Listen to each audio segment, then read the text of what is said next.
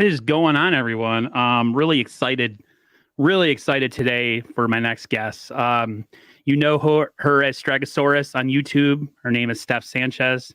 I don't know if you still do the 49K pod with anybody else, or is it just you? Right now I've been doing it just me, but I hope to have some more guests like as the season starts. Because the last time I had you on the channel, it was you and Angie, but Angie has she's got a new career and you've been kind of holding it down. I noticed that you, along with some others, were at you were at training camp too. Am I right? Yes. Yep. Okay. And then you also, for anybody who doesn't know, who's going to be watching this, Steph went to Minnesota and watched the joint practices with the Minnesota Vikings. And, I've just been kind of following her and I wanted to get her just take on what she saw. Everybody looks at things differently. I know some people don't want to make too much of preseason and statistics in the practices and this and that. So there's got to be this kind of like happy medium where like it kind of matters, but at the same time, it really doesn't. So I figure I'd give someone who actually was there instead of me just kind of shooting from a place of without knowledge. So I figure we get into the first topic that I sent you earlier or yesterday, and that's what's new with Steph? What's going on with you? Man, it feels like a lot is going on right now after these last couple of practices in Minnesota. It's a little overwhelming, but it's been good. Um, just happy being able to cover the 49ers and, getting recognition here and there. So yeah, I'm very appreciative and happy of all the support. I'm very lucky to have gotten to know people like yourself or Jack or Jesse or Jason, different people with different takes, people who, are they've done different things. Somebody might have wrote for a paper. This person follows the team. This person played whatever the reason. I feel like I'm lucky to have gotten to know a lot of you guys and gals. As a 49er fan who's been a Niners fan since he was 9 years old, that was 1989. I never thought I would have a chance to like talk and ask about the 49ers from, quote unquote, the horse's mouth from someone who's seen it close up.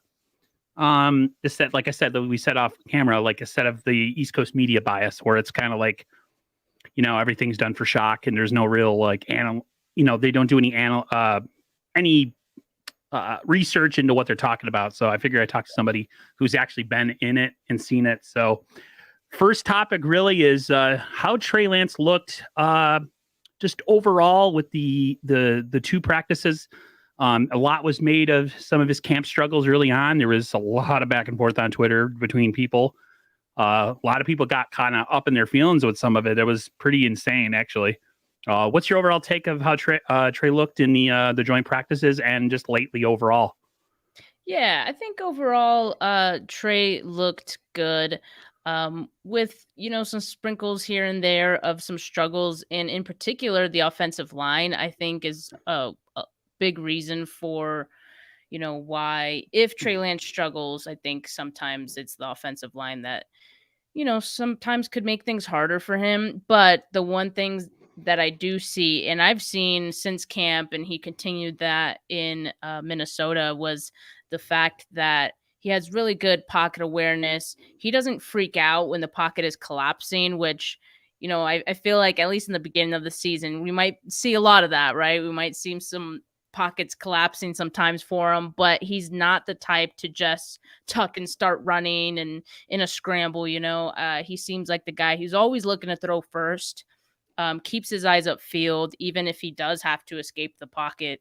And so things like that are good developments that a lot of young quarterbacks don't have right off the bat. You kind of have to coach that out of them, the fact that some young quarterbacks want to just bail and run.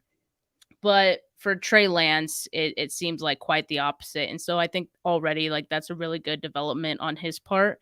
And I mean, really, it's just the more that he gets snaps, the more that he plays within this offense, he's going to continue to look better. And even George Kittle said earlier in the week that he's seen improvements from Trey Lance in pretty much every practice. And that's really what all you want to see. He's not going to be perfect right off the bat. I would temper ridiculous expectations of him. He's not going to be Patrick Mahomes in year one, like that's the big thing people like always say about Trey Lance. He's the next Patrick Mahomes. No, I mean, let's be realistic here. It's not even clever when people do that. It's like, why? Because he's got curly hair and he's light skinned. Like, come on, people, try something different. And you're just setting yourself up for some disappointment, right. If he's not Patrick Mahomes, he doesn't need to be Patrick Mahomes. He's Trey Lance, and there's going to be some growing pains there. I think we can all expect that, but I think we can also expect the fact that he's going to be improving over time the more reps that he gets. And I think what we have seen from him so far should give us some good encouragement. Was talking to I went grocery shopping before I came on. I live in Western New York, so I'm in Bills country. But one of the guys I work with is a Jags fan, so he's talking about Trevor Lawrence. And I told him, I said, he thinks that Trevor's going to make a leap in year 2, and I was like, I believe he will too. I absolutely believe it.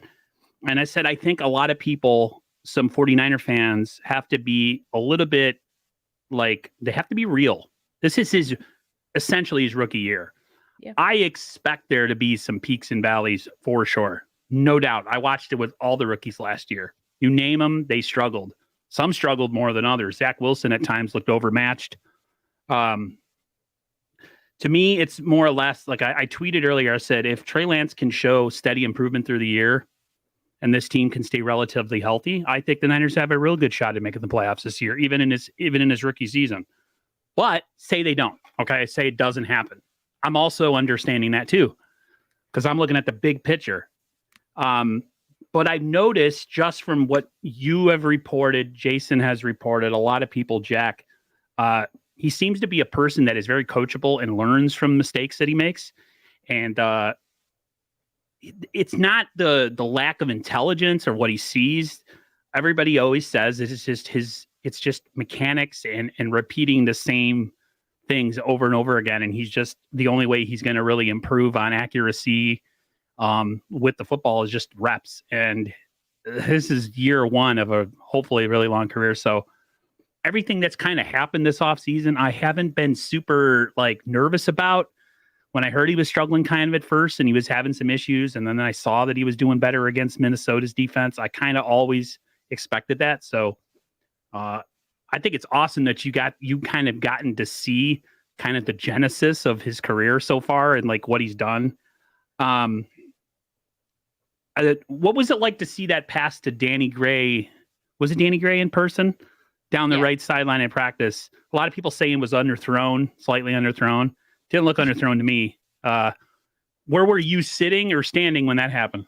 Well, I was on the bleachers with, all the other fans, but it just so happens I was recording and I was actually trying to get to both fields at the same time because a lot of people were doing that. Yeah. Yeah. So I was able to get, both shots. And when I was originally kind of just focusing on the defense, but the defensive play finished and then I kind of shifted my focus towards the offense, and it just so happens the ball was in the air and I'm like, oh, whoa, who is that? Danny Gray? Oh, it was. So I'm glad I was able to capture that moment. And to answer your question about it being was it underthrown or not, I mean, I don't want to nitpick. I mean, it was a touchdown at the end of the day. Right. Let's just be happy with a big play.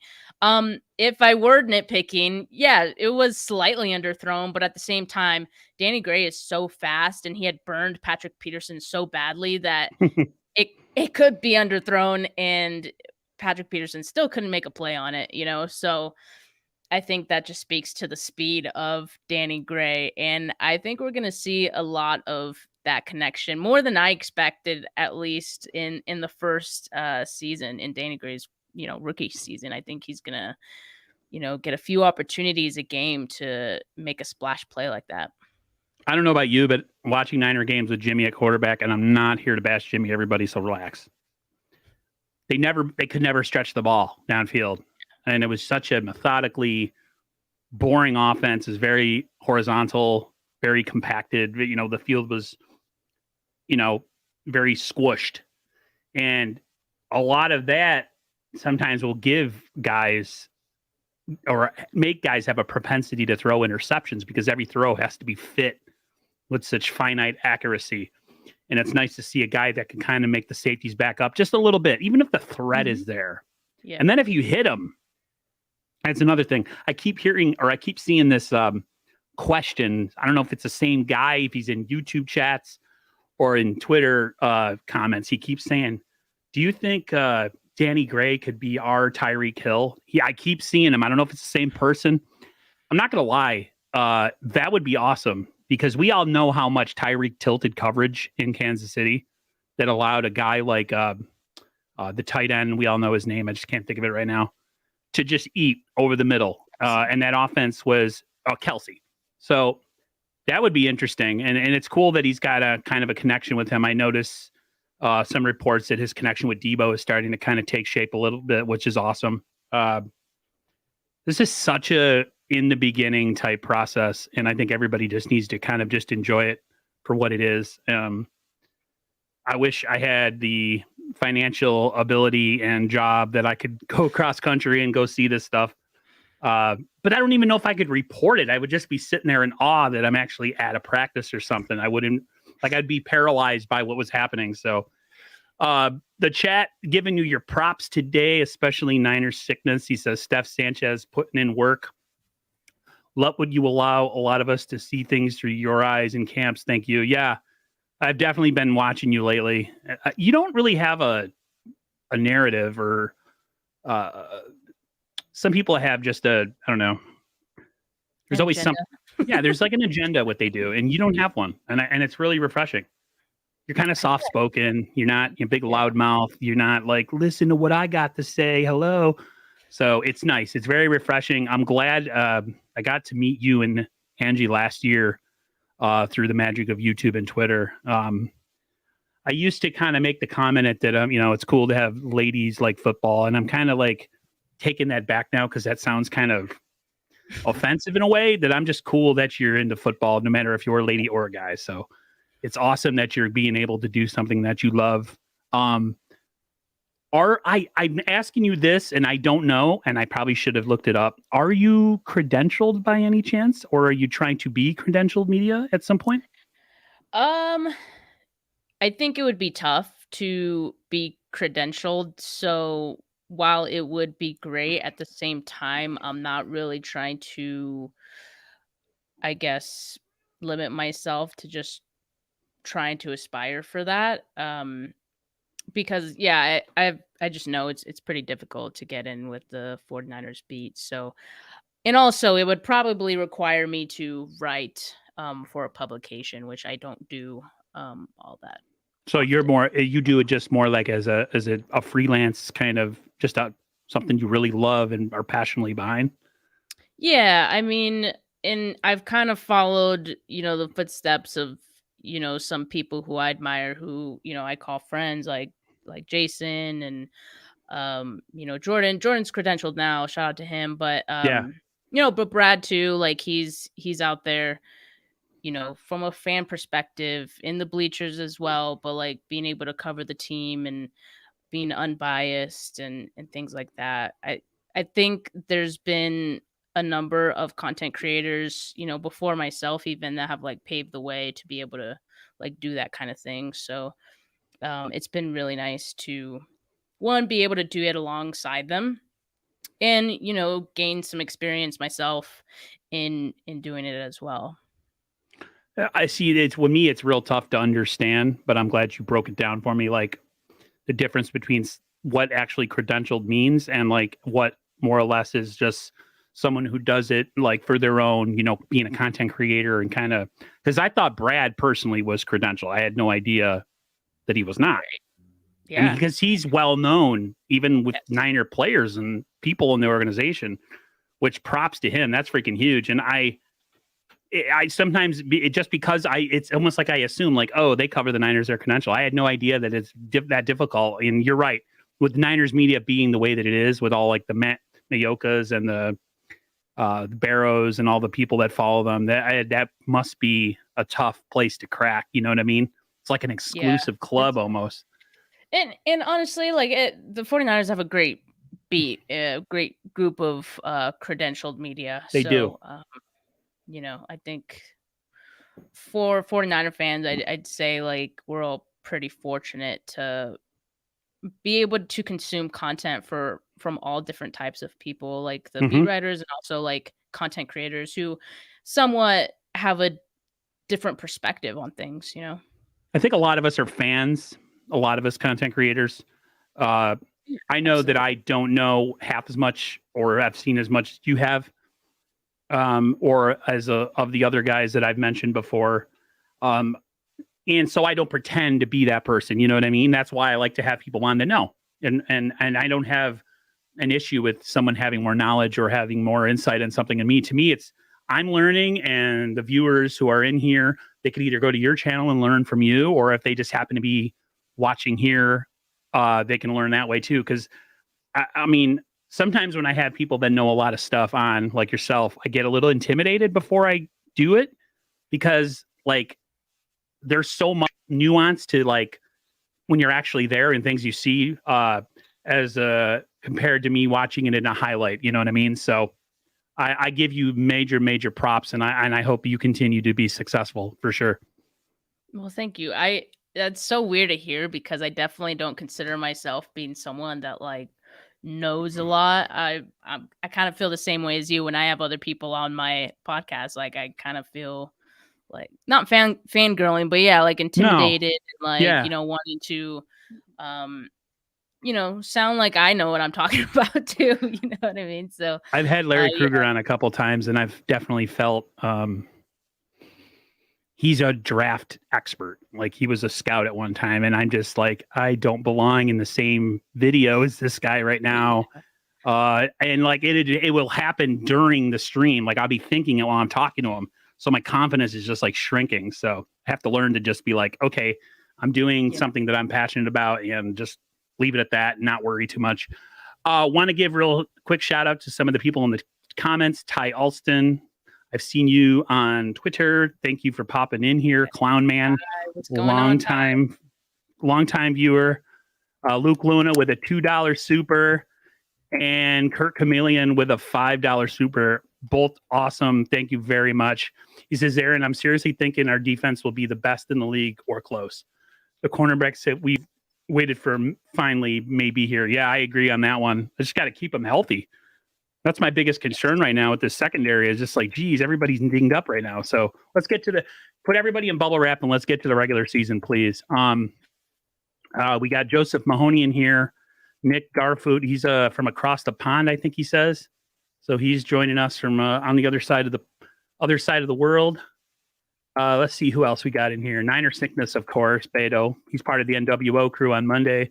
Yeah, just real nice to have everybody in here. And yeah, I have Steph's information in the info for the video. I have her Twitter handle and her YouTube channel. Please go give her the love. I see you're over 1K, which is absolutely awesome and growing. It's tough, man. There's so many Niners content creators on YouTube. It's kind of tough to crack people's interest with like 40 different options. You know what I mean?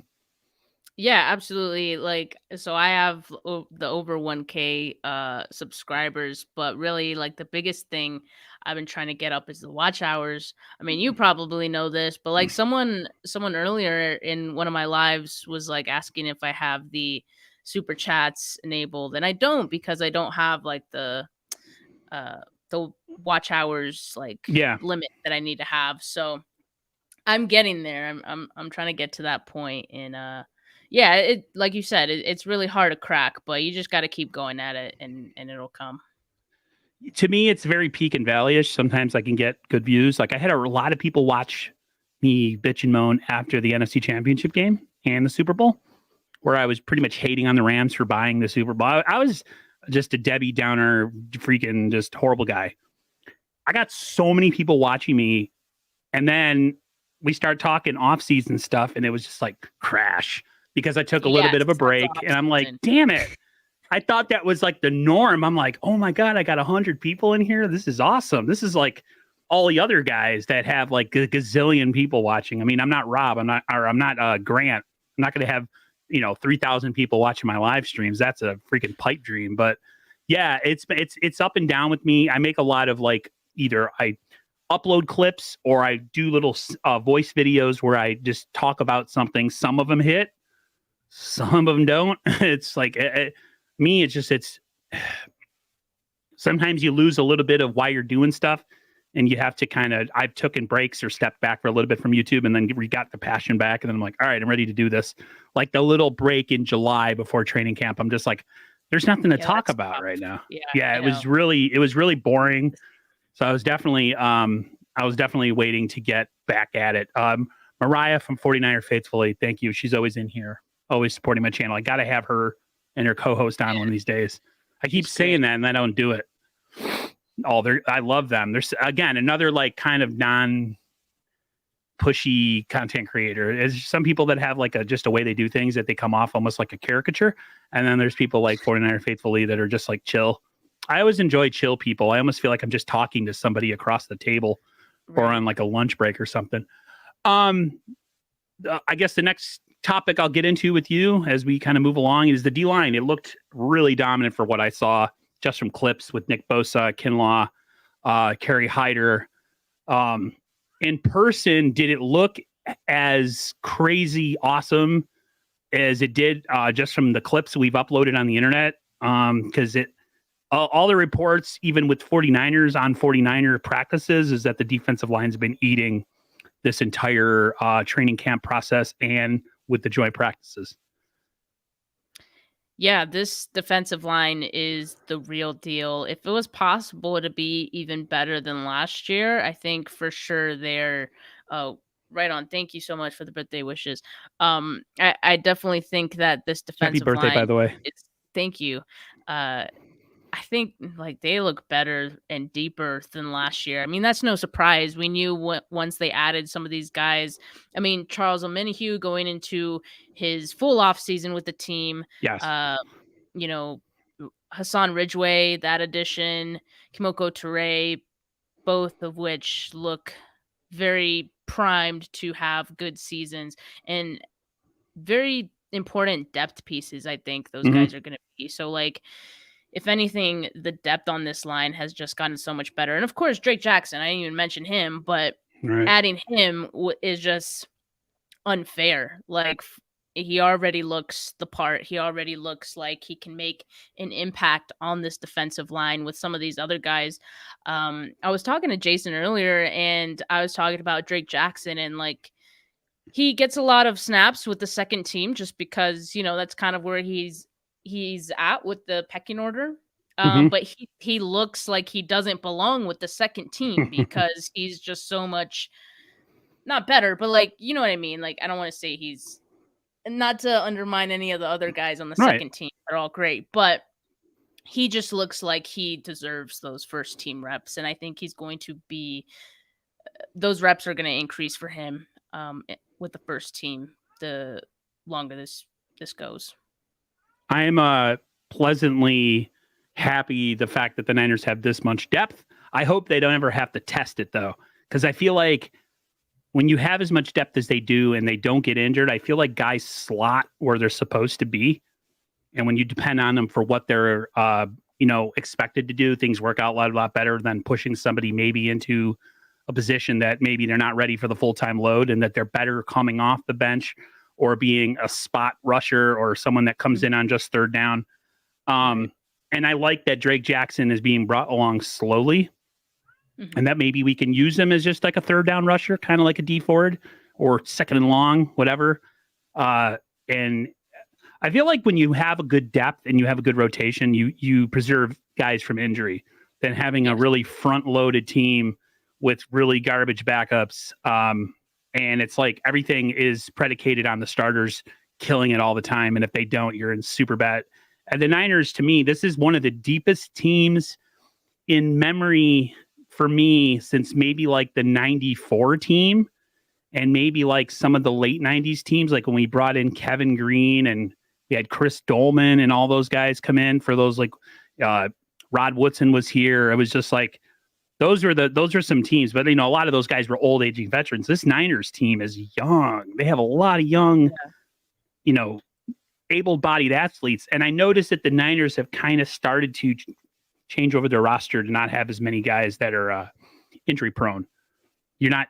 I mean, we have a lot of injuries at running back for some strange freaking reason. I don't understand what the problem is.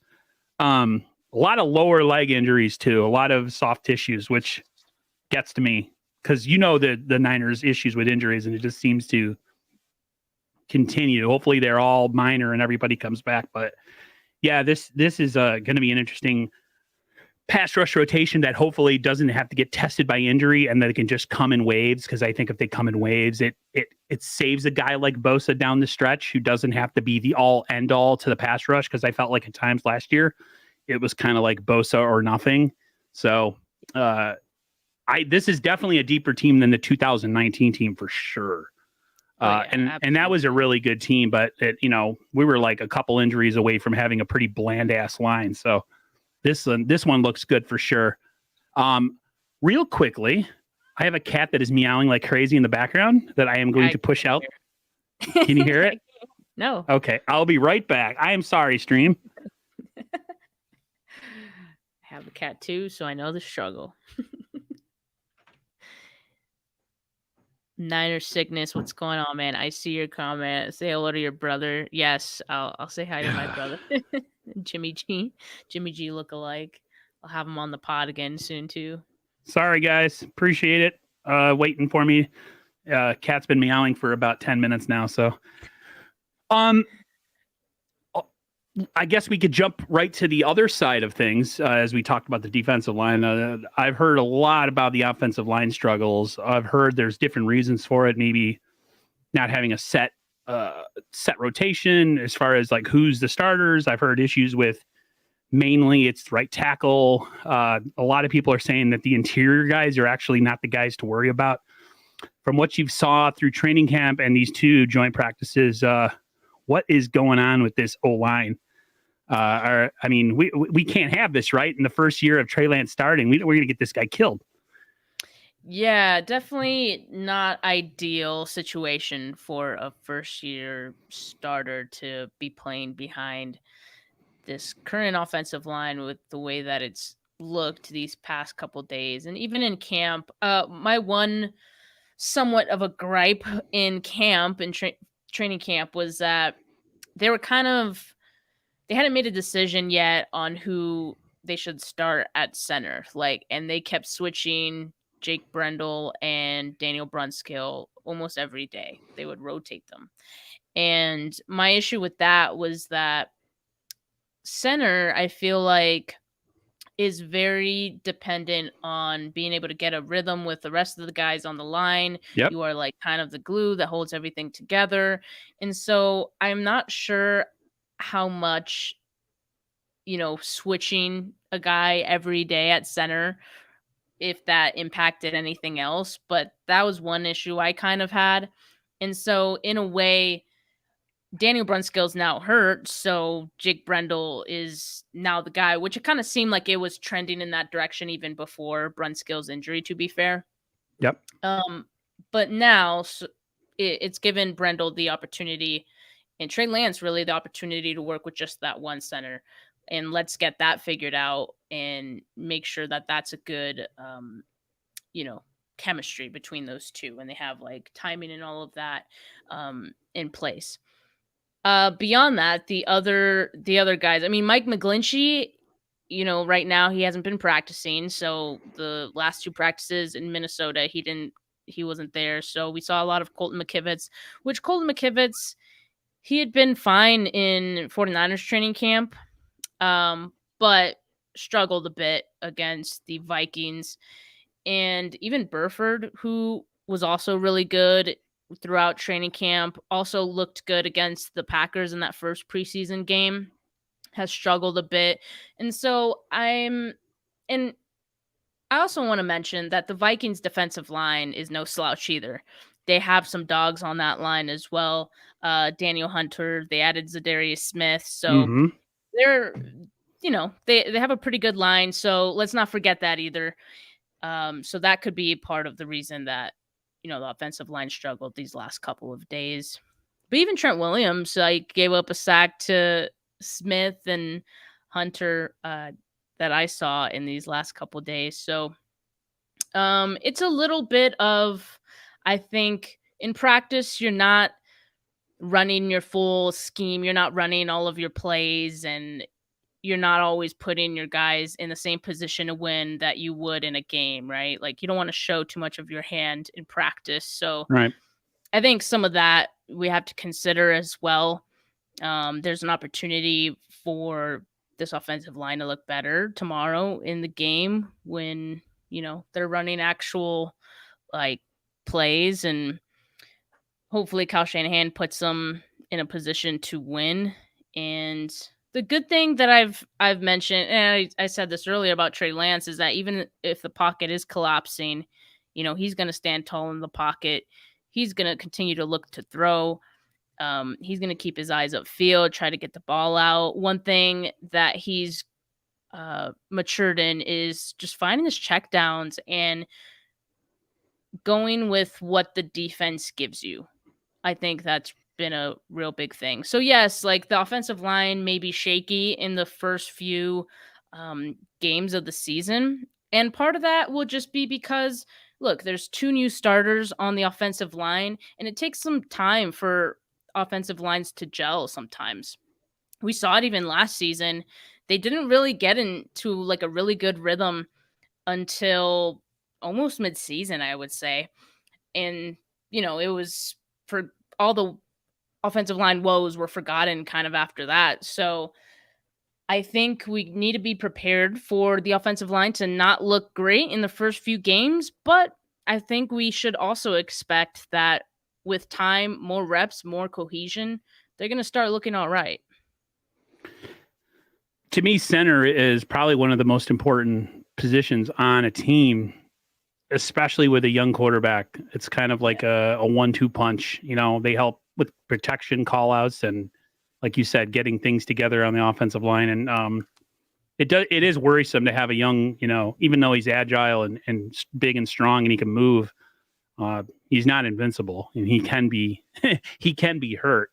Is to have a little bit of just uncertainty to the offensive line. So I'm really concerned about the McGlinchey situation because it seems like a whole different injury, but it's kind of attached in the same area. I mean, the knee and the quad are pretty close in proximity there. So there's a little bit of concern for me with that. A lot of people have been talking about Jordan Mills that came from Buffalo. A lot of people are just saying, just stick him at right tackle. He can play right tackle. And I don't know. What's your take on that situation? Because I don't think it's as easy as just taking him and put him in at right tackle.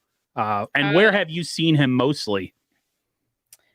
I think so. He's been, when they first signed him, he was with the third unit first. He looked good. I think he was starting to get some second team snaps as well.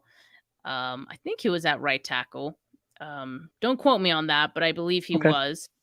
And I thought he looked good in training camp. Like especially in one-on-ones, as soon as he arrived, we didn't all know his number yet. We were like, who's number 50? Like, who is this guy winning reps right now against some of these defensive linemen? And that is Jordan Mills. Yeah, it is a weird number because it wasn't 50 Kima Diche's number before he left, right? Yeah, they were both rocking the 50 for. Oh, that's strange. That's really. I know. Weird. Yeah, there's a few duplicate numbers. But yeah, so I mean, I thought Jordan Mills did well, but at the same time, to your point, it might not be as easy as just, sticking him in there. And to be fair to Colton Mckibbins, I mean, he had been looking good in training camp as well. So I think that's part of the reason. And he knows the 49ers offense. He's been here. So he still also could be coming back from. He had the ACL last year, so maybe kicking some rust off, and that could be part of it as well. So maybe with more reps he gets, he can start looking better as well. So I don't know. I think that's part of the reason McKibbins is getting the first go at this over Mills, who is relatively still very new to this team. How does one, and I'm not just talking about you, but anybody in general, how does one differentiate going against a really good D line and maybe your offensive line isn't as bad as you think, and maybe the talent on the defensive line is as good as, like, how do people who watch it and cover training camp, even people in the media, like how do you look at it, or people that watch film and have to digest film that are part of like the team? Like, how do you judge that? If you're going against a stacked line, like stacked lines like the 49ers have, I don't even know how you'd figure. Are we struggling, or is Nick Bosa just like one of the greatest pass rushers we've seen probably in the last 10 years? Like, I could never, if I was a talent evaluator, offensive line wise, like you're strictly offensive line, how the hell would I differentiate what I'm seeing? You know what I mean? Right. What's their keys? What are they looking for? Like, that to me would drive me up the wall, because like we're talking about how good Minnesota's defensive line is. We're talking about how good the 49ers defensive line is.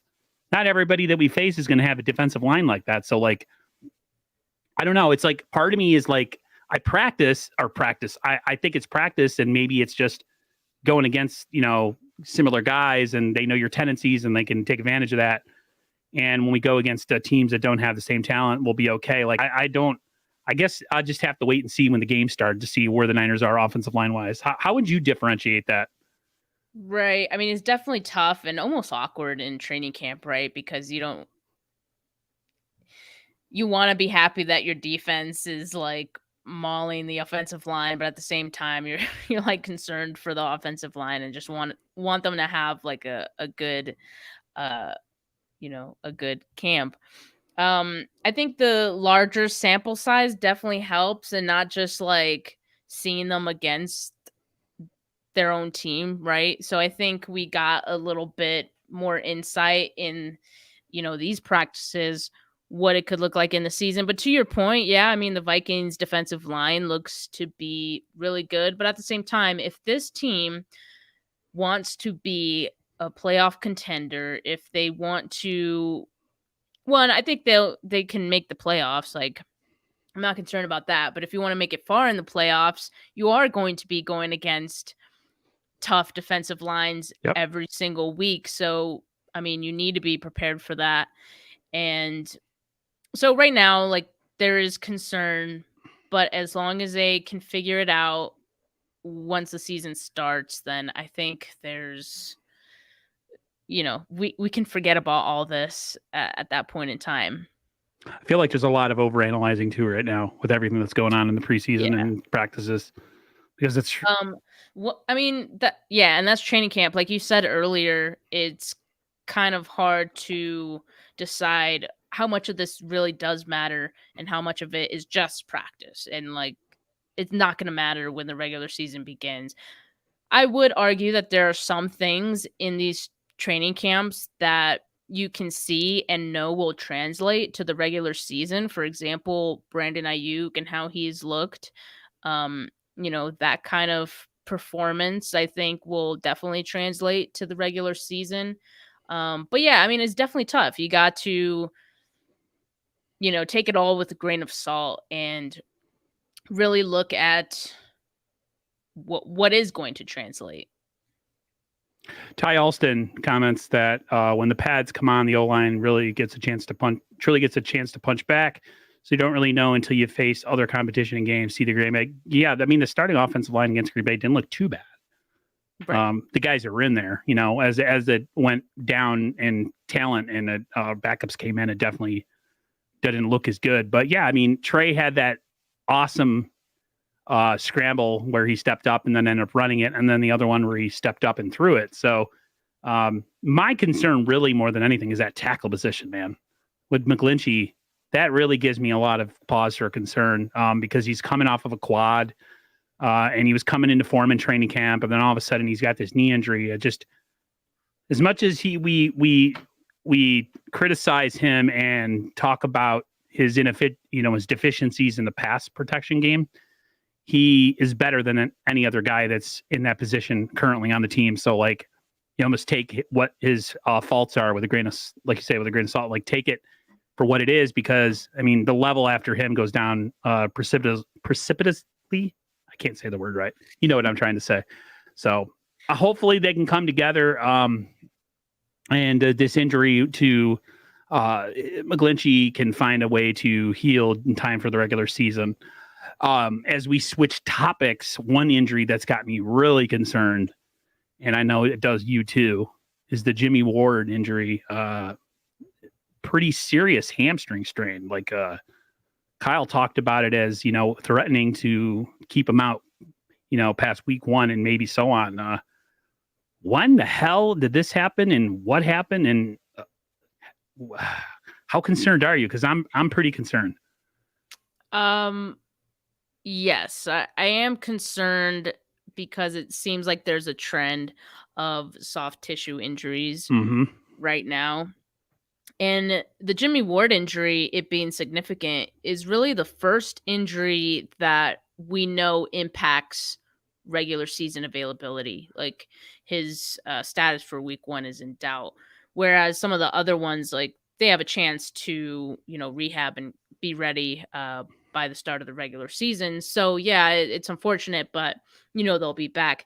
And the one thing with Jimmy Ward as well is the fact that it was deemed significant. A significant hamstring strain, which hamstring strains are tricky. I'm no doctor, but from historically what I've seen of players that have it is that there's a large but there's a large chance for it to re-aggravate and it become like a lingering season long kind of thing.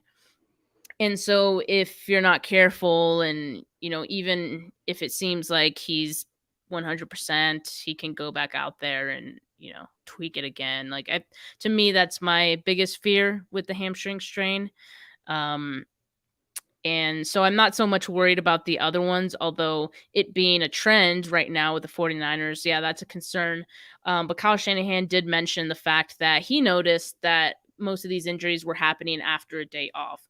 So, one thing I was thinking is that it's probably better to know why your injuries are happening or actually be able to see somewhat of a trend as to why they're happening instead of, what we saw in 2020 when we couldn't explain why half the team was like getting injured, right?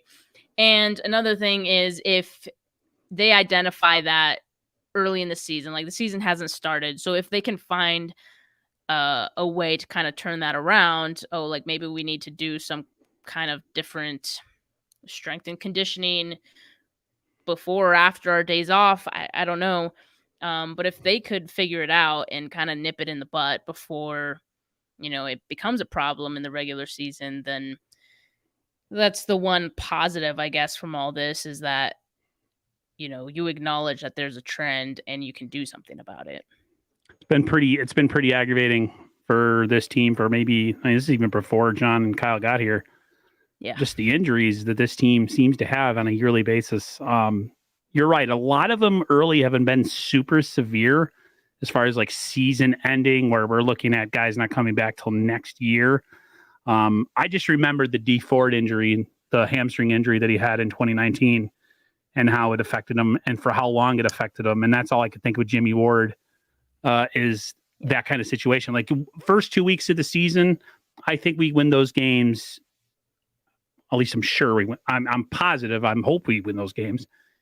With relative, not ease, but lower difficulty than what we're going to face in week 3 against Russell Wilson. Because that Denver team on paper is pretty stacked. They are very talented. And say what you want about Russell Wilson being a cornball or a weirdo. He's a really good quarterback that has given us hell for years. So, I mean, if Jimmy Ward's got to miss some time, hopefully it's at the beginning of the year, not down the stretch. Because we have a hellacious schedule this year. We have a tough schedule. It could get a little easier, though, if we find out what's going on with Tom Brady, though, in Tampa. That's interesting. I don't know if you've been paying attention to that. I know that's completely off topic, but... Yeah, I don't think there's much to that. I mean, that guy doesn't need to practice or He do doesn't. anything special. He can just step onto the field and he'll be fine. I remember a report, Joe Montana's last year, and he was talking about, if we could just go right to the games. He didn't want to practice anymore late in his career. He goes, if football was just, I get to play on Sunday and I didn't have to worry about all the stuff Monday through Saturday, I'd be fine. He goes, but he also said when it comes to a point where it starts to feel like a job, that's when you got to get out. So I wish Tom Brady would have football feel like a job to him and he would just go away. I mean, I think he's done enough to cement himself as the greatest of all time, even though I'm a Joe Montana apologist and I always will be. I'll give Tom Brady his due, but geez, dude, like what else do you have left to prove? Let somebody else have the spotlight, like Trey Lance or something. Enough's enough, but we'll see. I mean, I know this is off topic, but I don't have any doubts that Tom Brady's going to come back either. I want to believe that he won't, but I'm not going to waste my time on it either. Speaking of injuries, running back has been a situation too with us with injuries. I know one that really gets me right now is the Elijah Mitchell, and we all know how nicked up he got last year. I think he only played in 11 games. I think he was nicked up quite a bit here and there with varying injuries. I guess I'll ask you the same question. I mean, how concerned are you with this running back situation? I mean, I saw Trey Sermon having some sort of issue walking off the field after the second practice. And then, of course, we already have Elijah Mitchell. Somebody made a good point. He's like, people always complain that Kyle drafts or gets running backs after every season. And now you know the reason why. He goes, we can't even get to week one and half our running backs are already injured. What is going on in running back land? Yeah, I mean, it's another thing that's not quite ideal for this team, especially because like it seemed they really made an effort to get more bodies in the running back group, because you don't want to be in a situation like last year where you're depending on Deebo Samuel to carry the load. He'll do it, but you need a running back, and it's nice to have Deebo, but yeah, you need a running back. So I'm a little concerned. I mean, I think it's starting to look like this is just the type of player that Elijah Mitchell is right now. Maybe he's the kind of guy that does get dinged up and maybe that's gonna impact him this year.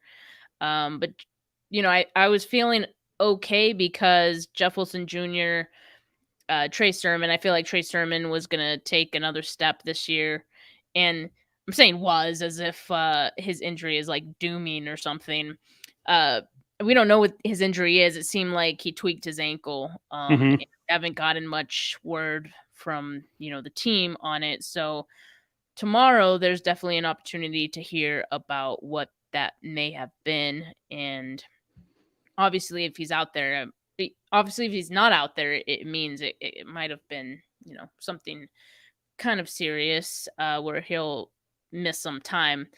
But that one's concerning just because I was starting to feel okay with Trey Sermon being able to, have a larger impact on this team should Mitchell, be injured.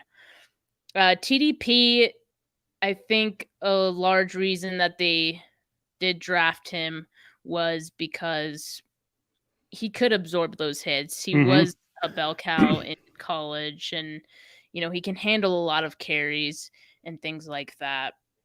But at the same time, I don't know if he's ready to have a bigger workload quite yet. And not to say that he looked bad, but I just think that I need to see more out of him to be like feel comfortable with him having such a large role on the team. So I'm not sure how I would feel if both Elijah Mitchell and Trey Sermon are out at the same time, potentially. And yeah, I mean, Jermichael Hasty is great. Jordan Mason has looked good as well. And you almost have to wonder if the 49ers will look to keep like an extra running back than they maybe would have wanted to before some of these injuries started piling up, just to make sure that they have enough depth. I mean, I feel like Hasty and Jordan Mason were probably practice squad candidates anyway, but who knows? Maybe you don't want to even take the chance of letting them go to waivers and Right. someone else picking them up, and you want to make sure that you have depth, and that you can use it when you need it. So yeah, it'll be interesting to see. I mean, hopefully Trey Sermon can play tomorrow, and maybe it was just a 1-day tweak. He was able to rest today, as was the rest of the team. So who knows? I think we'll find out more about Trey Sermon tomorrow. Yeah, a lot of starters are not playing tomorrow, or none are Right. playing. Yeah. Right. So you're going to see a lot of the backups. I didn't really get upset when they drafted TDP this year. A lot of Niners fans who do mock drafts and the Locked On Network, like Locked On NFL, Locked On 49ers, Locked On Draft. All these people, I mean, they put a lot of time into doing these mock drafts. I think Eric Crocker does them, and it's like, they have their mind set on like a specific player when it comes to the draft, and then the Niners draft another running back, and everybody's up in arms. And I'm thinking, dude, we can never have enough running backs. The way this team works and the way that the injuries work at the running back position, you never can have enough. People make comments and tweets that come off like facetious or like smartass and like, these guys are injury prone and that's, we got to draft 10 guys, and everybody, a lot of people will be like, oh, that's not true, and but it's just football, yada yada yada. No, it is true. We can never have enough running backs. We need as many as we can get. I mean, we have a guy like TDP, we have a guy like Jordan Mason, Jermichael Hasty. I forgot about Jeff Wilson Jr. Jeff Wilson Jr. in a spot start is not a bad running back. I don't know if you could use him as your bell cow over the whole season or a part of the season, but he's always been one of my favorite guys. And I had a stream with somebody where I kind of wrote him off as saying, who might be the two guys that they cut, and Jeff Wilson Jr. might be one of them. But the way I've been hearing it from you and from others is that Jeff Wilson Jr. actually looks like someone who might make the team outright. So if that's the case, I'm cool with that, because he's one of my favorite dudes. I keep telling my brother, I was like, because he's a Dolphins fan, I was like, anybody we don't keep, you guys are you're gonna swipe up, right? Whatever pass rusher or defensive lineman or running back. I said McDaniel's gonna come take him from you. He's like, no, we don't need anybody. I'm like, I called every move that the Dolphins have made the last couple of years, and on Jared, my brother Jared, is like, I told them they were going to go after the quarterback that the Cardinals drafted, Josh Rosen. He's like, no way, it's not going to happen. It happened. And I called so many other things. I think I said they were going to draft Tua. They drafted Tua. And I told him, I was like, dude, if we let any running backs go or any defensive linemen, you're going to have you're going to be seeing them on the Miami Dolphins. So, but yeah, I'm not as concerned with than I am with the injury to Mike McGlinchey and Jimmy Ward, but it just seems like a freaking trend, man. And it's really, really annoying. Again, these aren't all super serious injuries. So I got to calm down a little bit. We still have quite a bit of time before the season starts, but this team's going to reach its full potential this year. I want to see them do it as healthy as possible, if they're going to reach it or not. I don't like having the excuse built in that, we weren't all healthy, so this is why we didn't do this, that, and the other. No, I want it to be fully healthy, and if it doesn't happen, it doesn't happen. I don't like having built-in excuses, because a lot of fans go to it, and I really get annoyed by it. So, latest on the Jimmy Garoppolo situation. A lot of people go to sleep and leave my stream when I talk about Jimmy, and I don't blame them. Again, not hating on the man, but it is what it is. Steph, I think he's getting cut. I don't think anybody's going to make a move for him. How do you feel about that? Honestly, we know the only team that would trade for him right now is the Cleveland Browns. And whether or not they are willing to trade for him is still in question. It seems like they wouldn't want to trade him at his current salary. They would want the 49ers to eat some of the salary, which the 49ers would be stupid to do. So I think that's kind of where I'm not sure if the Browns would actually make an offer. But at the same time, if they want to be contenders at all, Jimmy Garoppolo is probably their best shot. I mean, 11 games is a good chunk of your season, and that's too long to not have a viable quarterback lead your team, especially if you have any hopes of winning games. So, I mean, I don't feel bad for them though. I do hope that they do trade for him, but I do also time's ticking. I mean, what, there's like 11 days for a trade to take place, and if not, I think the 49ers will be forced to cut him at that point. It's sad because they would have had a deal in place if he not gotten the surgery and had that whole situation. But I know John Lynch has been holding out hope that they were going to get something in return. But, if it doesn't happen at this point, man, you just save the money and you move on and save the money to roll over for Bosa or a midseason trade if you think you're a Super Bowl caliber team that needs one player to get there. I just want to say real quickly, I love Mr. Cortez's profile pic. I totally identify with that at times. Dude over there. And he's got the scissors saying cut, cut, cut. And I got one of my gaming buddies in here that likes to come in here, and his name is Steven, but he goes by Herbert the Perv from Family Guy. He's hilarious. I've seen some he's posted. I'm like, yeah, it's everyone. I was like, I hope everyone doesn't be like, cut this, block this guy. He does it on purpose. He just brings levity to my streams. Talking about, popsicles and strong arm paper boys, all Family Guy references. For anybody that watches Family Guy, you know what I'm talking about. You got Nick Garfoot who says he's getting cut and heading to Seattle. Wouldn't be surprised. Yeah. I'm not really worried though, to be honest with you. To be honest, I don't see Jimmy as a threat. To be honest, I would look at someone like Trey in his 8th year as a viable threat more than I would see a guy like Jimmy. Jimmy is a serviceable starter who can help you win if you have a good supporting cast around him and you're ready to win right now. Mm-hmm. But I don't think of him as a guy that's going to put you over the top and win you a Super Bowl. That's just me. Some people disagree. They point to the wins and all this, that, and the other. All I got to say is look at the playoffs. When they've counted on him to come through, he's played absolutely horrendous. So everybody can just calm down. Wide receiver depth. Before we get to that real quick, everybody's seen the clip of Brandon Ayuk talking about the practices in Minnesota being pointless, and he was bored, and he doesn't see the value. First of all, do you agree with him, or do you think he needs to keep his mouth shut because he's going to put himself back in Kyle's doghouse? Steph, what do you think? I don't know if I agree with him, and I don't know what really led to him saying that. I mean, maybe it's the fact that, like what I was mentioning earlier, like they're not running actual plays that they would run in a regular game in these practices. So what are you really practicing? Like,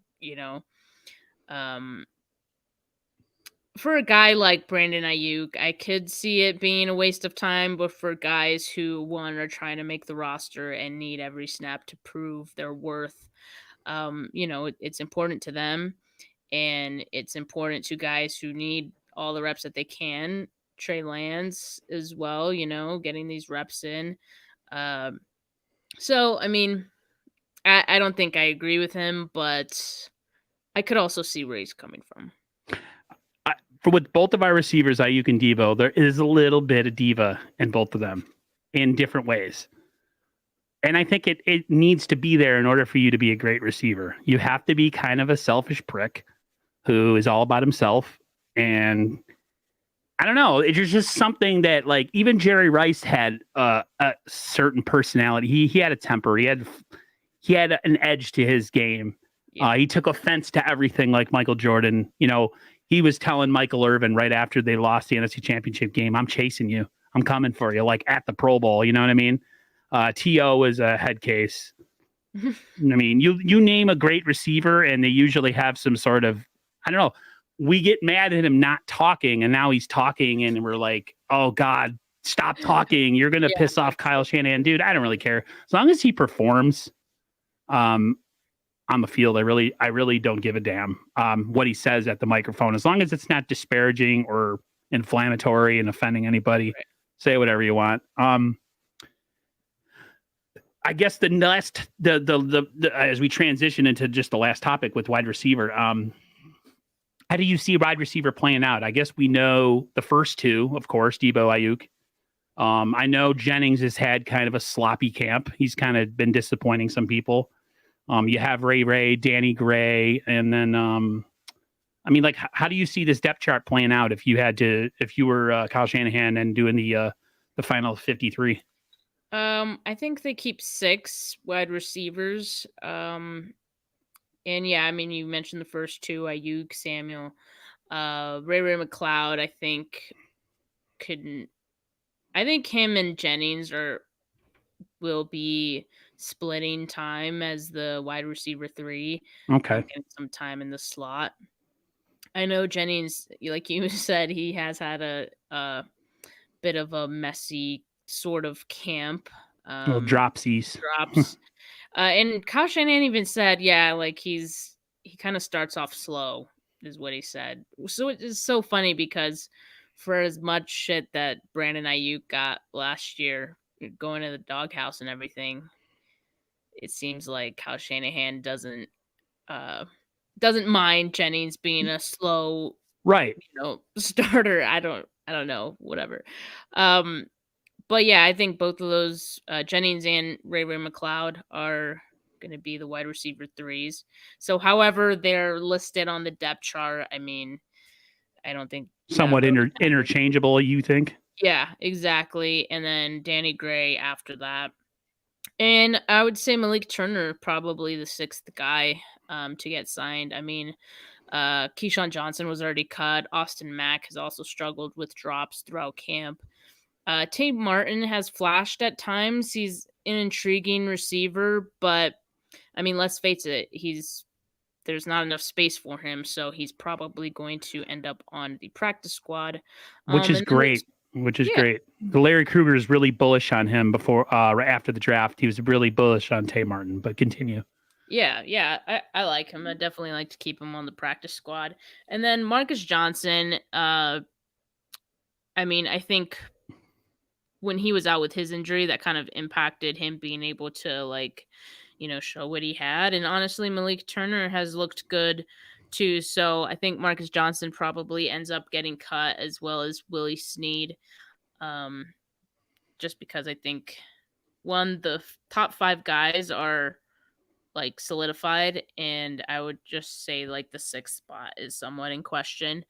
But I think the edge probably goes to Malik Turner. Yeah, it's going to be it's a good problem to have tough cuts, as opposed to where we were in 2017, where we had no talent. I feel like we have a gluttony of talent in some positions, and it's, to me, I've had this discussion with many people. It's a good problem to have when you struggle to cut people because all of them are really talented. To me, I tweeted this earlier, and I'll say it again. Health is the biggest thing for this team. Talent-wise, we're as talented as we've been in a long time. Quarterback-wise, we're super inexperienced right now. I get that. And there's going to be some struggles, but I think Trey, like I said, if he makes a continued kind of push and the needle stays upwards during the season, and whatever struggles he has, he learns from them. Listen, and I mean this again, I want people to relax when I say this. Jimmy Garoppolo at times was carried, by a good defense in a running game, and that's not because that was the facts. It's how things worked. He had his limitations. He could do certain things. There's certain things he couldn't do. The playoffs in 2019, he barely touched the ball. He didn't touch it. Eight throws in the divisional game, I think, against Minnesota, if I'm correct. Or was it the NFC Championship? I forget. Point being, if you can kind of coddle him, who's been like a 7-8 year starter, and finesse him and get him to where you need him to be as far as game to game, I think you could do the same thing with Trey Lance. And Trey has ridiculous upside in athletic ability. So I'm not worried about Trey. I never have been worried about Trey this year. Whatever happens with him, I'm on board because I think he's the future. And it's not a 1-year situation here. I think you got to give him at least 3 years before you make a decision. So Really happy you came on, Steph. I know you've been really busy today. I can see the tiredness in your eyes.